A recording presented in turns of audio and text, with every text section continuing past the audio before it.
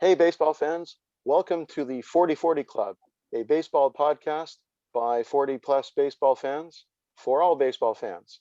I'm your host, Bram. Sheldon is off today. He is, rumor has it, he is vaccinating softball players all over the GTA, but he will be back soon. In his stead, we have two awesome baseball fans. I would like to first introduce Charles, and we go back a long time. I've probably gone to more baseball games with him than anyone. Hi, Charles. Thanks for Hey, joining us. Graham. Thanks for having me. And we also have another awesome baseball fan. He's smart. He's funny. He's good looking. Ladies and gentlemen, Theo. Hey, You're good baseball looking too, fans. Charles. Thank you for joining us. So, the Jays, they lost 3 out of 4 to Kansas City, including one end of a doubleheader on Saturday. I thought they split. No, they lost 3 out of 4. Was it They 2-2? lost on Thursday. I can't remember the I score. thought they won that game. Am I wrong? No, they lost on Thursday. They lost. rained Oh, out right. Friday. They got slaughtered. That's right. Oh shit. Well, they were losing 7-0, and then they made a game of it 7-5. Right. Yeah, but they didn't quite come back. Yeah. Today, Sunday, they had a, Sal Perez I kicked guess, them in the good ass pitching last performance night. from the starter. Who was the starter? Ross. Not Ross. Robbie Ray, right? Robbie Ray. Yeah. Yeah, I get him and Stripling mixed up. Robbie Ray, he had sort of a good start. He somehow managed to go 5 innings without giving up any runs, despite 6 walks. But the Yeah, he Jays loaded the bats bases were twice. He loaded the bases twice. He loaded the bases twice. I think Kansas City had like a million runners left on base. But it was TJ Zoik who gave up the game-winning home run to perennial All-Star catcher Sal Perez, who hit 2 home runs against the Jays in this series. Vladimir Guerrero Jr., the Jays' first baseman now, he is finally, it seems, to be becoming the player that we all thought he would be. He hit 2 home runs in this series. He is hot. Randall Grichuk is cooling off. Rowdy Tellez is starting to heat up again after starting the season with an 0 for 12 or something. What are your thoughts on this series, guys? Let's start with Theo. Thoughts on the series? Well, they need to. The funny stat that I found today was how good the Jays bullpen is. They have apparently the best bullpen in the league, like a 2.0 something ERA. Wow. Everybody else has got a higher ERA than the Jays bullpen. But the last couple of nights, the bullpen is what did them in. Yeah. Are you at all worried that the bullpen is going to get taxed too much too soon? Yeah, of course. And then if you look at the way that the Jays construct their bullpen, it's always patchwork, right? It's always find the cheapest guys, and hopefully one of them will be lightning in a bottle. Exactly. I think that the Jays' bullpen woes can be directly traced to the starting rotation, which is pretty much Hyunjin Ryu, Steven Matz, and Pray for Rain. Charles, what are your thoughts on that? Well, they, their bats were cold in Kansas City. They need to. I think their bats always go cold in Kansas City. The weather has to warm up, and they need to get some bodies back. Whether it's April or October, their bats always go cold in Kansas City. But they need to get Hernandez back, and of course the big signing from Houston, the free agent. The Springman. The name is Springer. Yeah, I was going to say the name escapes me, but hopefully the offense will pick up. But I'm not too worried at this point. I think we need a megaphone to wake up those bats, huh? Yeah, you got any good sound systems on you? Who's our hitting coach? Who is our hitting coach? Exactly. Nobody knows. Other than Bo's dad, who's kind of the Pat Talbert just mentioned. Yeah, is he still? Is Bo's dad still with the Jays? Yeah, he's still with the Jays, but moonlights. he's now a roving hitting instructor. He's not with the club full time like he was last year. Yeah. Pat Talbert just mentioned the hitting coach yesterday, and I'm blanking right now. But we know that Pete. Sorry, is he a former player? I would assume so. We know that. No, but I mean a name that we would know. I think I think most Jays fans know the pitching coach more than the hitting coach. Yeah, I was just about to say, we all know Pete Walker. He's Yeah, considered but to be. he's been there a lot longer than he should be. That's why we know his name. Yeah, well, and of course, he's, Buck Martinez, the Sportsnet broadcaster, keeps saying he's one of the best pitching coaches in the majors. That may be true, but, you can only work with what you've been given. That's also true. And, Yeah. the Jays could certainly use a starter or three. Well, But yeah, they can. I think they can use at least two starters. I think they can use two starters at least. for sure. As Sheldon and I talked in an earlier episode, though, nobody's trading this early in the season. I mean, teams want to see what they have. It takes at least, I think, a quarter of the season, a month and a half at least, to see what you got.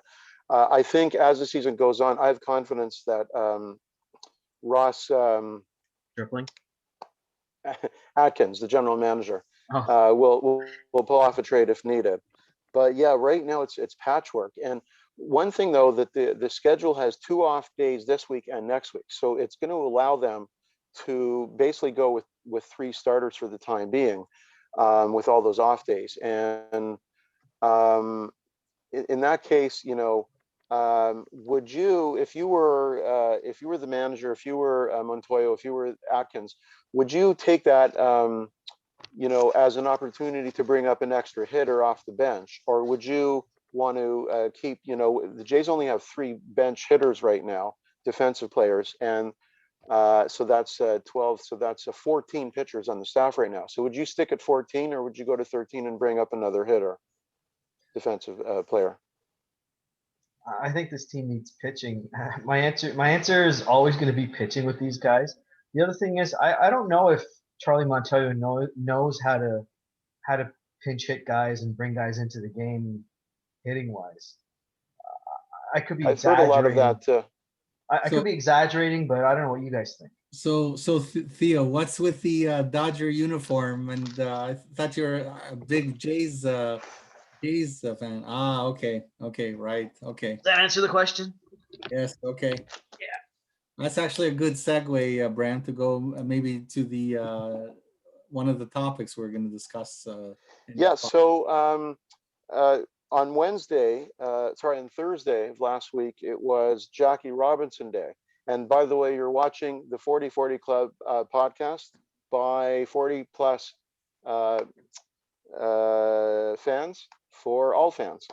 So Thursday was Jackie Robinson Day. And Theo, I'd like to get, both your opinions, but Theo, I'd like to especially ask you, as a person of color and as a big baseball fan, what did Jackie Robinson mean to you?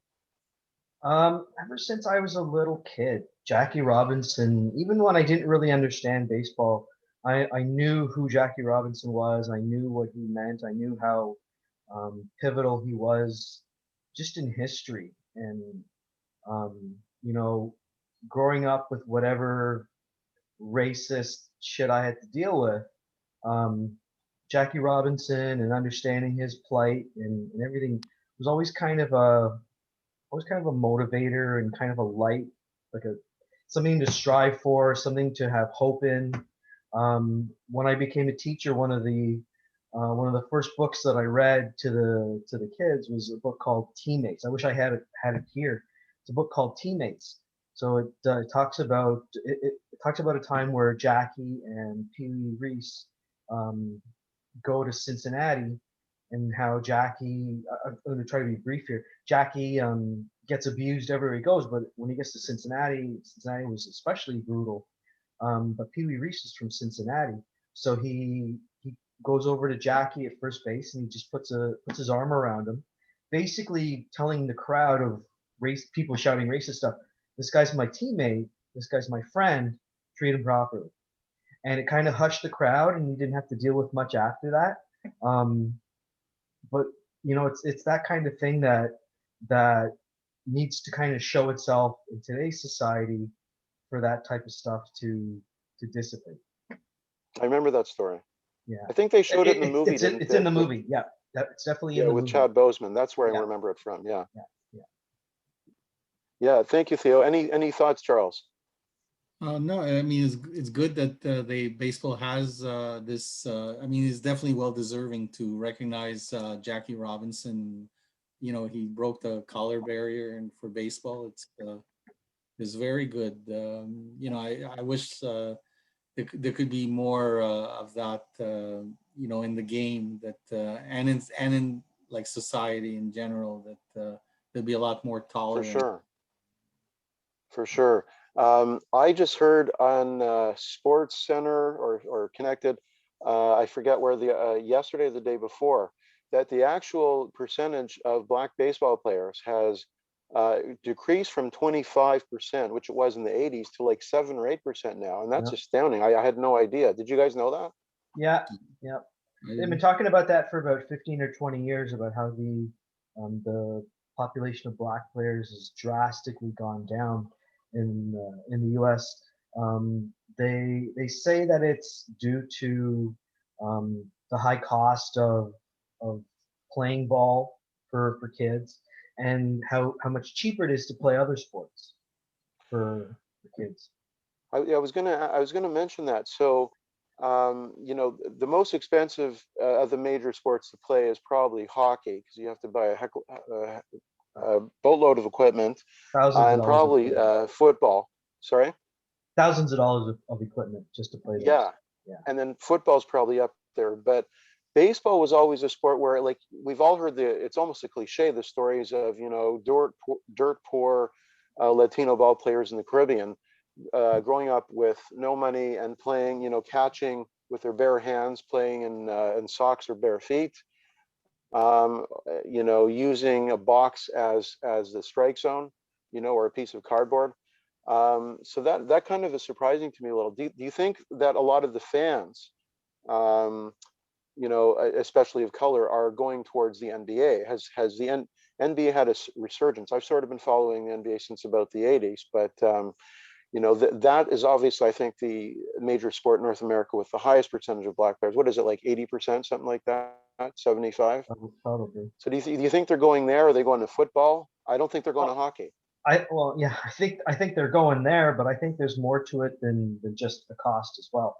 Because you got to think of What do it you this think? way, because the kids who would be playing baseball, you got to think that, well, it's going to be their fathers who introduced them to baseball.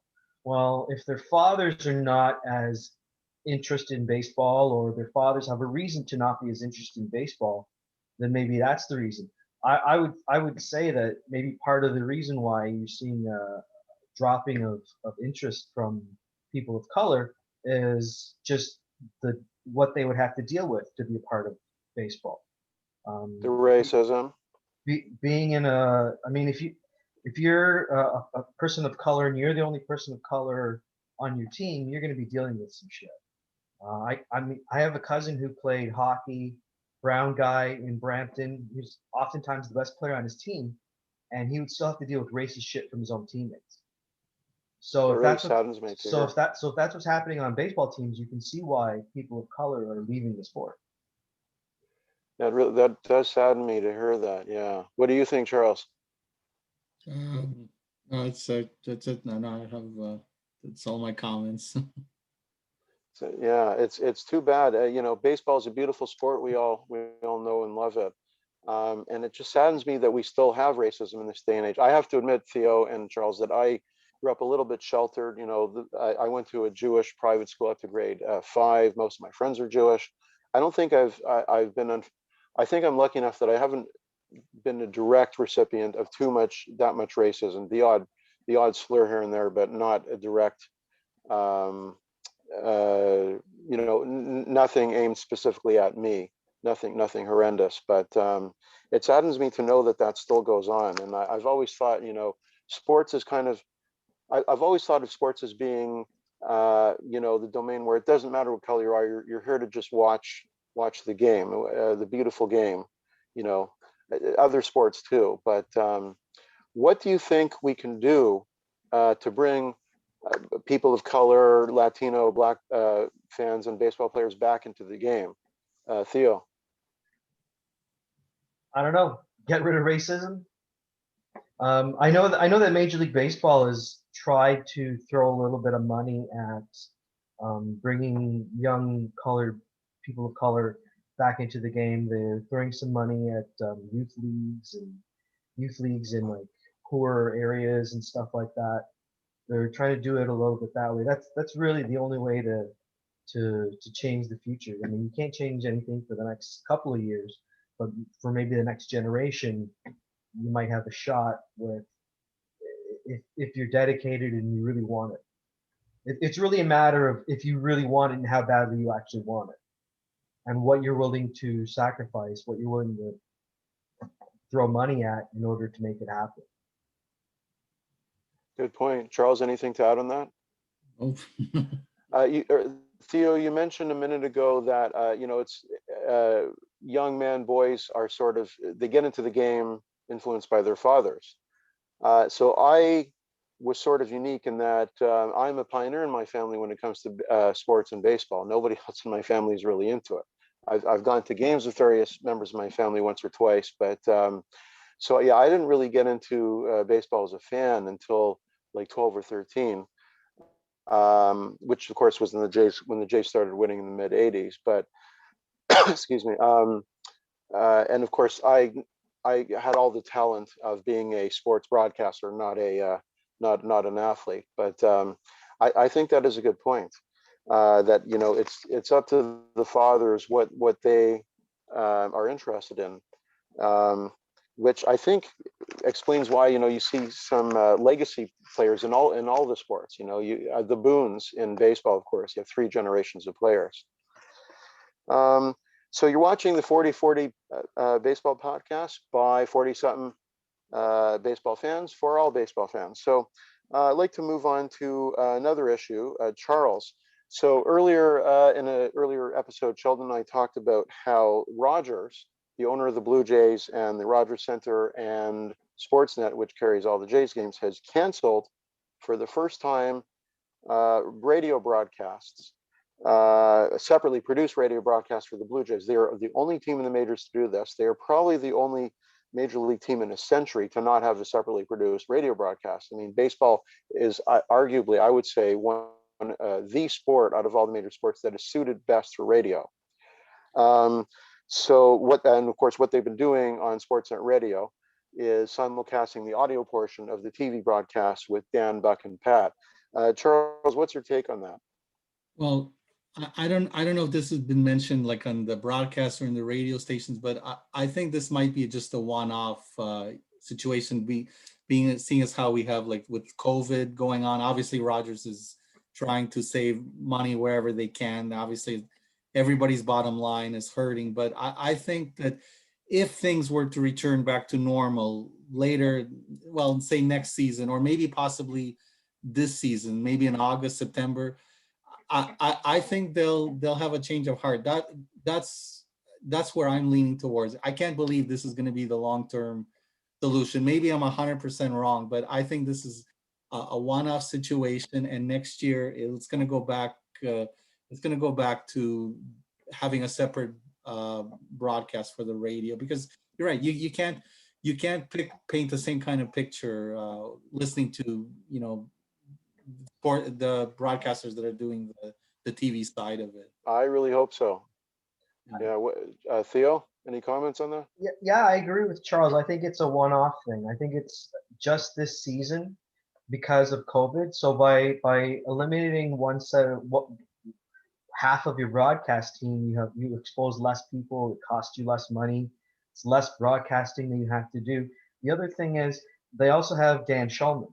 So Dan Shulman is a rare creature who always does the playoff radio broadcasts. He did a lot of Sunday night baseball broadcasts. Mm-hmm. He's a huge asset that they can, one of the best in the game, that they probably feel that they can utilize in this rare situation. And then you also have Buck, who's pretty good. They always bring him in to do playoff games down in the versatile States. Yeah. Back and forth between play-by-play and color commentary. Nothing, as Sheldon and I said in that previous episode, no disrespect to Buck and Dan and Pat, but you have Ben Wagner, who is being paid a full salary essentially to be Hazel May, a sidelines reporter, and he's still there. They didn't fire him, which I think kind of gives you a bit of a hint. Yeah, which I Sorry? think kind of gives you a hint that he's not going to be going I anywhere. hope so. But they did let go Mike Wellner, who I think did an amazing job for years as a host and then play-by-play guy. Well, again, He's now a columnist. that's probably like a cost-cutting move. They were probably knowing that they were going to do the simulcast this season, so they wanted to cut his salary, obviously, to save money. Yeah, if they do go back to a separately produced broadcast on radio this year, I don't know what they'll do for Ben Wagner's partner, but I guess there's any number of broadcasters at the Fan 590 Sportsnet Radio who could do that, or they could bring Joe Siddall back into the booth. They could bring Kevin Barker, who does a lot of sort of studio commentary, and he appears on a lot of the shows on Sportsnet Radio. I guess they could do that. I really hope you're right. I hope it's at some point in the season that they bring him back. Um, that they bring radio broadcasts back. Um, I'd like to go back to the Kansas City series that just concluded again. How about that Steven Matz? Not just Kansas City. He's been like amazing. What a find. Had you guys heard of this guy? Mm-hmm. He's been I did. very reliable. It's great to see. About 4 or 5 years ago, when he was with the Mets, he was touted as being a really good player to watch. And I don't know what happened over those 4 or 5 years, injuries, whatever. But I guess he's back to being someone to watch. I mean, he was supposed to be good 4 or 5 years ago, and then injuries happen, and then it's what usually happens after that is injuries happen and the guy is a mere shell of what he's supposed to be. But him coming back from his injury, I guess it was last year. I think they said he was 0-5 last year. Didn't have a single win, didn't pitch very well. And that's probably why we were able to buy him on the cheap, right? And the Jays taking chances and trying to get guys on the They cheap and traded stuff. 3 pitchers for him to the Mets. Sorry. Yeah. Oh, did they? Were there anybody of note? Yeah, there was one of note. He had a hyphenated last name, and I'm blanking on it right now. Chris Reed Foley, something Foley. like that. That's right. That's right. He was Foley. he was supposed to be good too, and then the Jays are probably giving up on him, which is why they were okay with seeing him out the door. Yeah. Which means in about 2 or 3 years he's really going to light up the league good in the Syndergaard could be the next Syndergaard in the National League. But you got to give up something to get something, and they gave 2 other pitching prospects too, who I believe were in the low minors. Nobody had heard of them, so I think I think we came out on top on this one, at least for now. And I had looked at his stats this morning, and he did not have a great 2020 or 2019. I think 2020 was worse, but of course abbreviated COVID, and I think he had injuries both seasons. But if he can stay healthy, that's the big theme this year, and with not just with the Jays but throughout Major League Baseball, is if he can stay healthy, and it's just 3 starts so far, but if he can keep it up, he'll be a nice number 2. For sure. I think he is already. Then we'll have 2 number 2s. Do we dare say the word all-star for those 2 guys, Hyun-Jin Ryu and Steven Matz, or did I just jinx it? You probably jinxed it, but I think we'll probably get a bat in there. If Vladdy keeps this up, then you might see Vladdy there too. I'm stoked about this Blue Jays team, this offense. It's just a matter of getting them all together, waking them all up. Yeah, I mean, I hope the rest of the team. Teoscar Hernandez, I think is dealing with COVID, so I hope word was, I think today, that he'll be back as soon as he's able, as soon as he's eligible to come off the IL. That'd be good. But sometimes when you're getting over COVID, you still have lingering symptoms. So you never know. It's different with everybody. So I hope they aren't too bad with him, and I hope the rest of the team is inoculated by now. Well, down in Florida, I don't know what's the inoculation rate down there. I don't know, but I heard the other day that the U.S. has inoculated over 100 million people. They're doing a few million each day, and they're going at a record pace. They were leading the world in new cases and deaths, and now they're leading in pace and number of vaccinations. Of course, we're a little behind, more than a little behind, thanks to, in my opinion, Yeah. the failure of some of our political leaders. But maybe by 2023, the world will be safe again. I'm hoping later this season, but it may not be till later this year. Honestly, I think it's all about. This is off topic from baseball, but I think it's all about money. I'm sure Biden threw all kinds of money at the different um, drug companies so that they can make sure that they get the vaccinations. Canada, I don't know what Trudeau did. I don't know if he threw enough money at them, or maybe he just didn't make the best offer. I think both Trudeau and our Premier Doug Ford kind of what's the word? Bit the pooch, screwed the pooch, something like that. I think they both have failed. But as you said, that's a little bit off topic. Yeah. So we basically covered the topics we wanted to get to. Any other comments on the Jays or the Royals or the upcoming series against Boston? It's a mini 2-game series on Tuesday and Wednesday. Bram, I also wanted to discuss Joe Panik's at bat.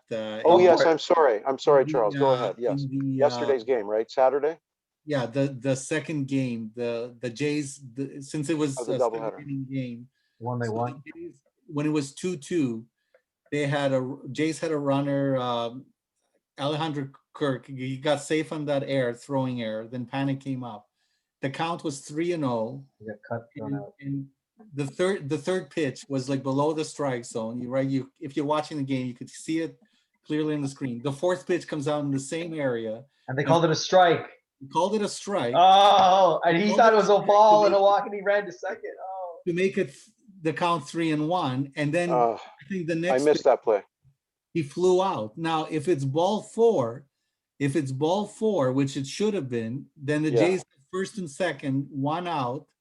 Instead of Panik flying out, giving the second out and the runner in first, it changed the whole complexion of that inning. The Jays possibly may have gone on to score like around in the top of the 7th, would have put pressure on Kansas City, possibly, not getting anything. But of course, the guy hit for Kansas City catcher Perez hit a home run. But I think what baseball should institute is maybe, just how you're allowed to challenge like close play. Maybe you should be think about allowing to make one challenge in a game to question an umpire's pitch.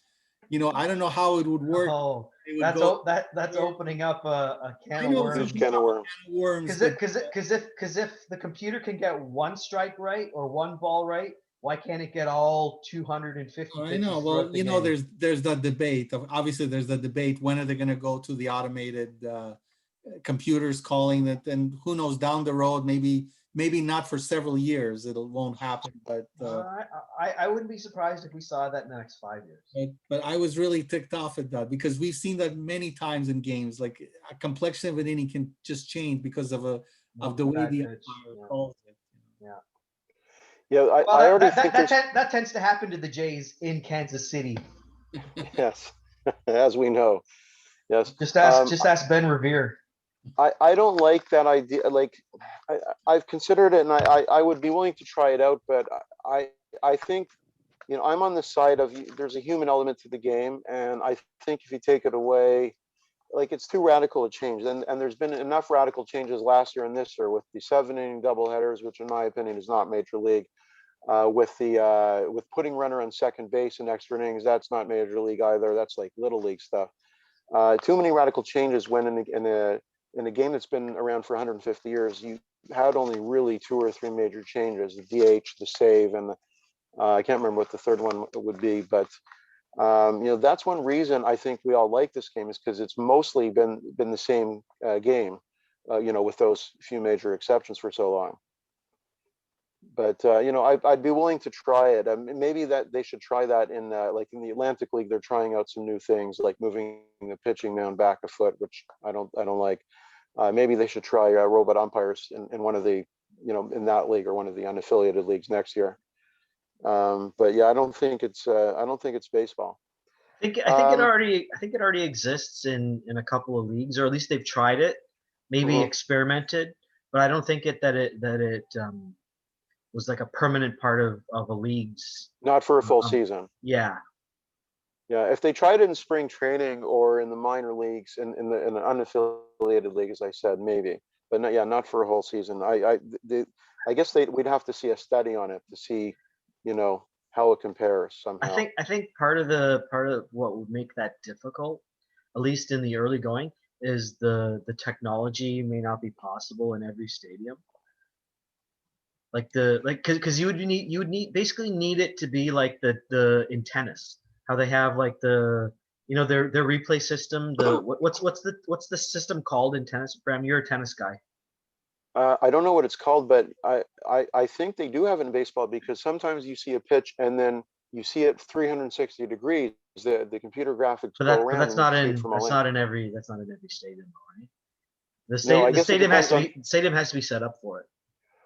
does it? I Yeah. figured it was just, It would involve putting if you remember the Super Bowl from a number of years ago, they had to put cameras around the entire stadium, like yeah. one every like 10 feet or something, and that's how they're able to Oh, do really? that. Yeah, that's how they're able to do that I didn't computer know it was generated that stuff. close, but I figured that like with all the cameras, there's software that makes a composite in Yeah, 3D, just like yeah, Google Maps does, for example. yeah, That sort of technology. yeah. I don't think it's too difficult. I mean, they set up the technology to have the instant replay in which isn't so instant in excuse me in major league in all the Major League Baseball parks. Anyway, we're just about out of time. Before we go, we started a new tradition, a new thing at the end of the podcast in episode 3. Our last episode is we all will. We're all baseball fans. We all have collected memorabilia over the years. I'd like each of us to show an item of baseball memorabilia and to basically tell us where and when you got it and its significance to you. Let's start with Charles. What do you got for us today? Got the Josh Donaldson bobblehead here. I had to stand in line for about like an hour, and it was so crowded that day. There were so many people in line. This is his MVP bobblehead, Nice. and I was Nice. very fortunate to get it. I guess obviously it was the following year after he got his bobblehead. 2016. Yeah. 2016. Yeah, that was I did not arrive in time for that game, but I often don't arrive in time for the For the giveaways. Theo, giveaway. what do you got for us? So I was digging through some autograph stuff and I totally didn't expect to find um, what I'm about to show. So the where I got it was in I guess in about 20 I don't know, maybe 2013 they did a Blue Jays, was it 20th anniversary or whatever of the back to back, where they brought in all of, like the Jays to come back and sign stuff. So at that, so found some stuff sort of lying in a box that I didn't even remember that I got. I found John Olerud signed 8x10 that I got, Oh, Nice, nice. very nice. and I Great, found a great player. Todd Stottlemyre 8x10 that he signed Oh, for me, awesome. Yeah. and the pièce de résistance I got a Roberto Alomar. Oh, awesome. That's So signed. yeah, That's they're all awesome. signed. They're all signed. I wonder how much those are worth. And I I wonder how much mean, your bobblehead is worth, Charles.